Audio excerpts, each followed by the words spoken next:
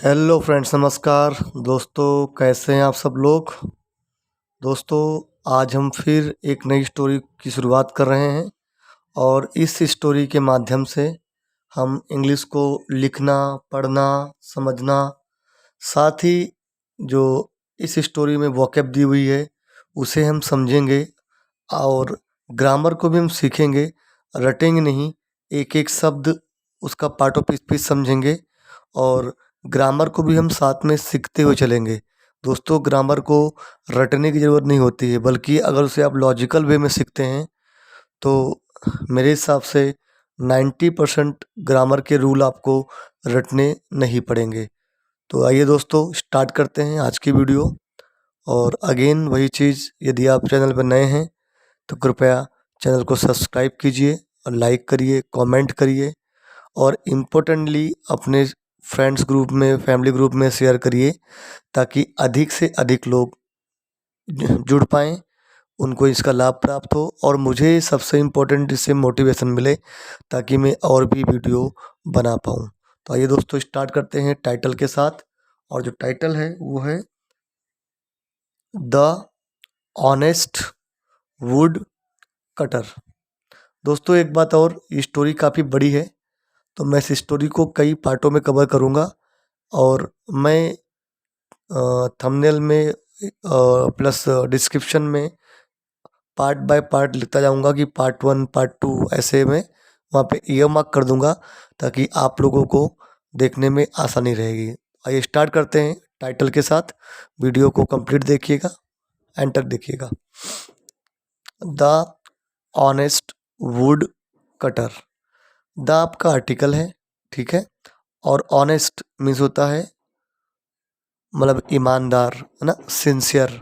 इसके लिए दूसरा वर्ड अगर लिखना हो, मीनिंग आई मीन दूसरा सिमिलर वर्ड लिखना हो तो वो होता है आपका सिंसियर। क्या होता है? सिंसियर, ठीक है जी। और ऑनेस्ट का हिंदी में मतलब होता है ईमानदार।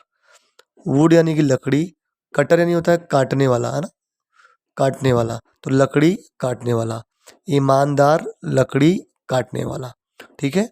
पार्ट ऑफ स्पीच की बात करें तो ऑनेस्ट जो है आपका वो एडजेक्टिव है, ठीक है जी।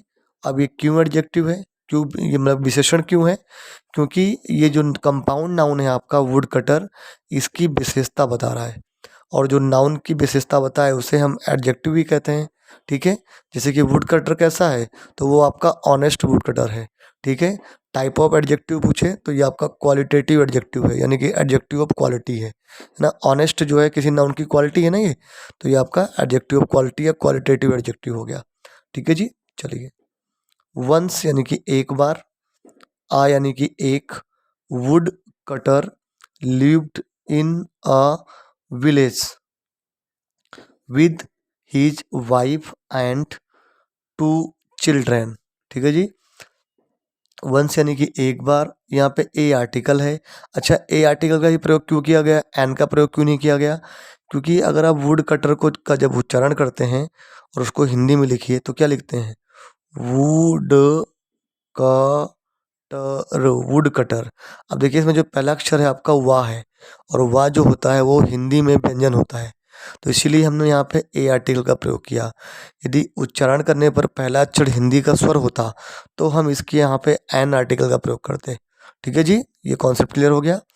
तो वंस मीन्स एक बार, ए यानी कि एक और आर्टिकल है, वुड कटर यानी कि लकड़ी काटने वाला, लिव्ड जो होता है वो लिव, LIVE लिव, इसका पास्ट फॉर्म है और इसका मतलब होता है रहना।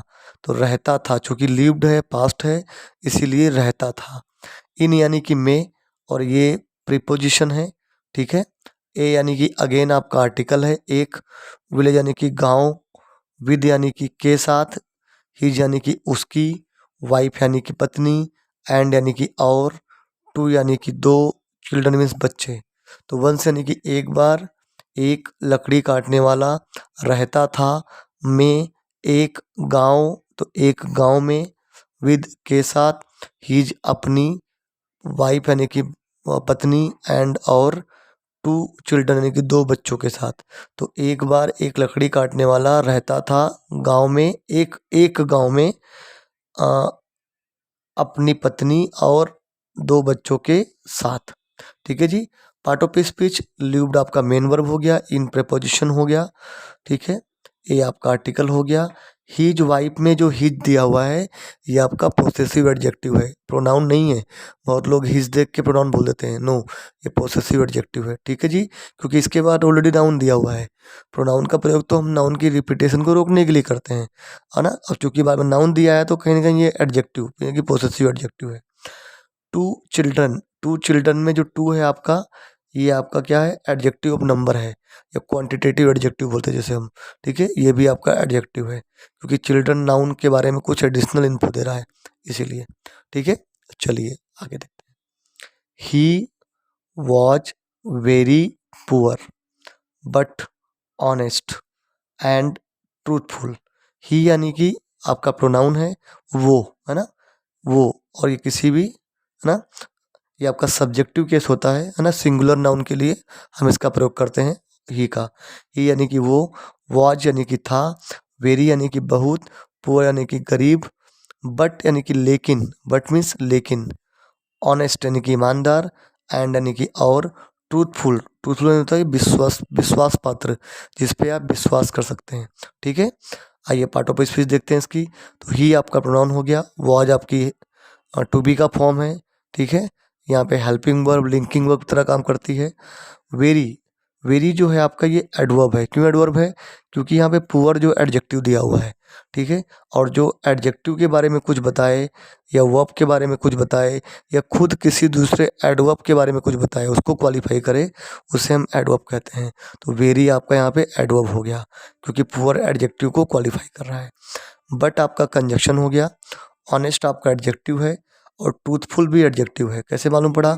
एक तो है वो तो क्लियर ही है, प्लस एंड से हम कभी भी दो कॉमन पार्ट ऑफ स्पीच को जोड़ते हैं, है ना। तो जब ये एडजेक्टिव है तो डेफिनेटली ये भी एडजेक्टिव ही होगा क्योंकि दोनों एंड से जुड़े हुए हैं, ठीक है। चलिए, every morning he went deep into the forest to cut trees for wood. Every यानी कि प्रत्येक, है ना, सिंगल वे में जब काउंट करना हो, एवरी, ओके। और ये आपका डिटर्मिनर होता है और प्रोनाउन भी होता है, पर यहाँ पे डिटर्मिनर है, ठीक है। एवरी मॉर्निंग, क्यों डिटर्मिनर है? क्योंकि इसके बाद ऑलरेडी नाउन दिया हुआ है। मॉर्निंग आपका नाउन होता है, ठीक है। बाकी ये प्रोनाउन की तरह भी कहीं कहीं यूज करते हैं, पर यहाँ पे ये आपका डिटर्मिनर है, ठीक है। डिटर्मिनर वो होते हैं जो कुछ नाउन के पहले जिनका हम प्रयोग करते हैं, जैसे ऑल हो गया, एवरी हो गया, है ना, ऐसे कुछ, ठीक है। बाकी आते रहेंगे तो मैं आपको समझाता रहूँगा। तो एवरी यानी कि प्रत्येक, मॉर्निंग यानी कि सुबह, ही यानी कि वो, प्रोनाउन है आपका। वेंट, वेंट जो होती है ये आपका गो, गो का V2 होता है। गो की 3 फॉर्म होती हैं, गो, वेंट और तीसरा होता है गोन, ठीक है। और इसका मतलब होता है जाना। तो प्रत्येक सुबह, ही यानी कि वो, वेंट यानी कि जाता, जाता था कहाँ पे? डीप यानी कि अंदर, गहराई में, है ना, डीप मीन्स गहरा, तो गहराई में, कहाँ पे गहराई में? इनटू, इनटू यानी कि में, और ये आपका प्रीपोजिशन है किसमें? द फॉरेस्ट, फॉरेस्ट यानी होता है जंगल में, ठीक है। टू कट, काटने के लिए, ट्रीज यानी कि पेड़ों को, फोर यानी के लिए, प्रीपोजिशन है और होता के लिए, ठीक है, के लिए, किसके लिए? वुड, लकड़ी के लिए। तो प्रत्येक सुबह वो जाता था डीप, अंदर, इनटू यानी कि जंगल के अंदर, जंगल में अंदर, टू कट, काटने के लिए, ट्रीज यानी पेड़, फोर के लिए, वुड, लकड़ी के लिए, ठीक है। प्रत्येक सुबह वो जंगल में अंदर, प्रत्येक सुबह वो जंगल में अंदर जाता था लकड़ी का, पेड़ काटने के लिए, लकड़ी के लिए, ठीक है। चलिए, he had to walk, he had to work hard from morning to evening to earn his bread, ठीक है जी। ही यानी कि अगेन आपका प्रोनाउन है, सब्जेक्टिव केस के लिए यूज करते हैं, सिंगुलर नाउन के लिए करते हैं इसका यूज, ठीक है, ओके। ही यानी कि वो, ये भी हैड टू वर्क हार्ड। देखिए हैड टू का कॉन्सेप्ट है, हैड टू या हैव टू ना जो बोलते हैं, देखिए इसका प्रयोग होता है वहाँ पे जहाँ पे कंपल्सन की बात आती है कि वो काम आपको करना ही है ना। जहाँ पे कंपल्सन हो, आप उस काम को करने के लिए बाध्य हो, तब हम इस कॉन्सेप्ट का प्रयोग करते हैं। जैसे कि you have to wake up early in the morning, okay, कि आपको सुबह जल्दी उठना ही उठना है, you have to go to school to attend the classes. आपको स्कूल जाना ही जाना है, मतलब अगर नहीं जाओगे तो there will be a problem, मतलब आप उस काम को करने के लिए बाध्य हो, तब हम हैव टू या इस कॉन्सेप्ट का प्रयोग करते हैं। क्योंकि ये पास्ट की बात है स्टोरी, इसलिए हैड टू का प्रयोग किया गया है। तो he had to work hard, तो he had to work hard यानी कि उसे कड़ी मेहनत करनी ही पड़ती थी। फ्रॉम से, किससे, मॉर्निंग से यानी कि सुबह से, टू इवनिंग शाम तक। किस लिए, टू अर्न, अर्न यानी कमाना, कमाने के लिए, क्या कमाने के लिए, हीज यानी कि उसका, ब्रेड यानी कि फूड, ब्रेड मीन्स फूड समझिए आप, नहीं होता कि जैसे ब्रेड मीन्स पाव होता है, तो वैसे ही इसका कॉन्सेप्ट फूड से है। ठीक है, हीज फूड यानी कि हीज ब्रेड अपना फूड, तो उसे काम करना पड़ता था, कठिन मतलब प्रयत्न करना पड़ता था, परिश्रम करना पड़ता था, से कहाँ से, सुबह से, सुबह से शाम तक, सुबह से शाम तक, टू अर्न कमाने के लिए, क्या कमाने के लिए, उसका फूड, उसका खाना, है ना। ठीक है, ठीक है, यहाँ पे अगेन हिज फूड में हिज जो है पोसेसिव एडजेक्टिव, क्योंकि उसके बाद नाउन दे रखा है। ठीक है, चलिए बाकी गो का समझ में आ ही गया, हैव टू का कॉन्सेप्ट क्लियर ही हो गया आप लोगों को।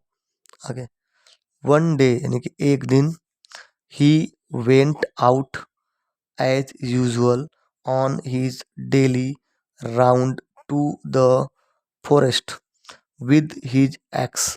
ठीक है जी, वन डे यानी कि एक दिन, ही यानी कि अगेन वही सिंगल, जो सिंगुलर का जो अपने सिंगुलर नाउन के लिए इसका यूज करते हैं हम, ये प्रोनाउन है आपका। ठीक है, सब्जेक्टिव केस में ही यानी कि वो, है ना।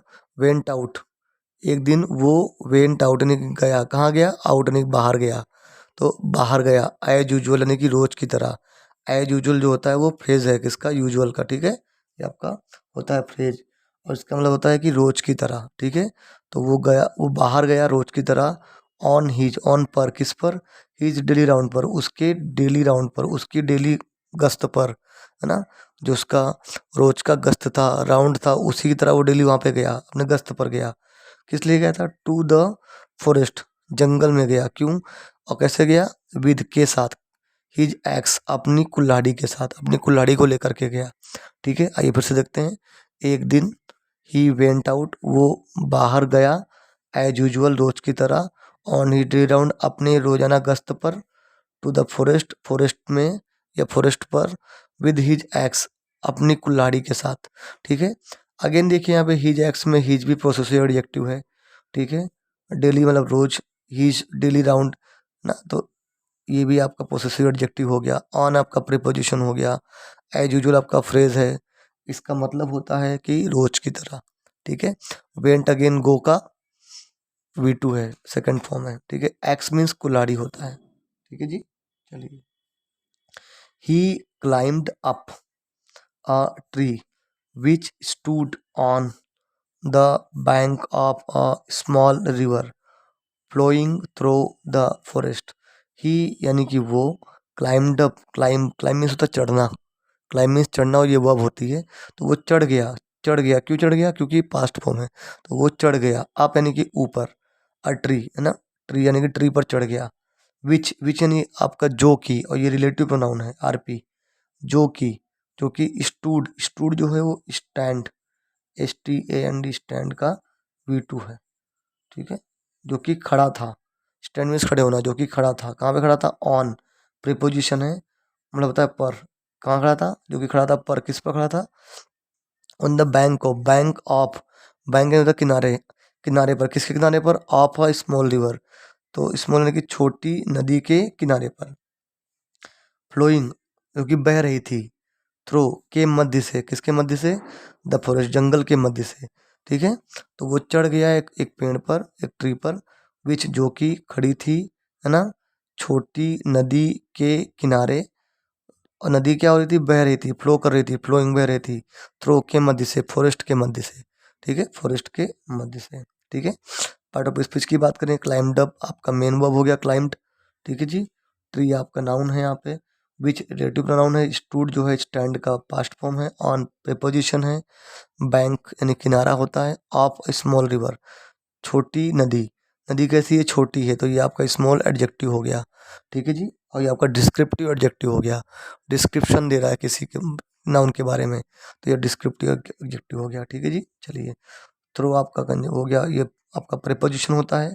फॉरेस्ट यानी होता है जंगल, थ्रो के मध्य से। ठीक है, चलिए। एज जैसे ही, एज यानी कि जैसे ही, एडवर्ब है ये, जैसे ही उसने, ही मीन्स उसने, है ना।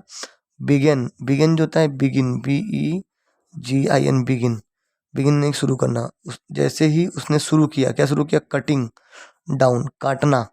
डाउन मीन्स काटना, है ना।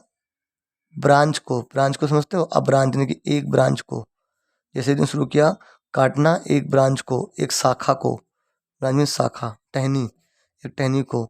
तो द एक्स जो है, जो कुल्हाड़ी है, the x suddenly slipped out of his hand and fell into the river below। जैसे ही उसने शुरू किया काटना एक शाखा को, एक टहनी को, तो जो एक्स है, जो कुल्हाड़ी है, सडनली यानी कि अचानक से, एकाएक, स्लिप्ड आउट यानी कि फिसल गई। और ये आपका फ्रेजल वर्ब होता है। क्या होता है? फ्रेजल वर्ब होता है। ठीक है, स्लिप डाउन यानी कि फिसल गई, फिसल गई। ठीक है। ऑफ से, कहाँ से? ऑफ हिज हैंड, ऑफ यानी से, किससे? हिज हैंड, उसके हाथ से। एंड यानी कि और, फेल, फेल जो है वो फॉल का पास्ट फॉर्म है। और गिर गई किसमें? इनटू यानी में, किसमें गिर गई? द रिवर, रिवर में। बिलो यानी कि नीचे, नीचे नदी में गिर गई, नीचे नदी में गिर गई। बिलो मीन्स नीचे। और ये भी आपका होता है, ठीक है, रिवर में नीचे गिर गई, बिलो। ठीक है, नीचे आपके, नीचे रिवर में गिर गई। ठीक है, चलिए। तो दोस्तों, ये था आपका आज पार्ट 1 स्टोरी का। इसका हम पार्ट 2 कल अपलोड करेंगे। तब तक आप लोग इसे देखिए, समझिए। And if you find any difficulty, कोई भी डाउट हो, you can comment me, I will just try to answer you out. Okay, तब तक के लिए thank you very much, keep watching again. Subscribe कीजिए, शेयर कीजिए, ओके, वीडियो को, ताकि अधिक से अधिक लोग जुड़ पाएँ और मुझे मोटिवेशन मिल पाए। Thank you.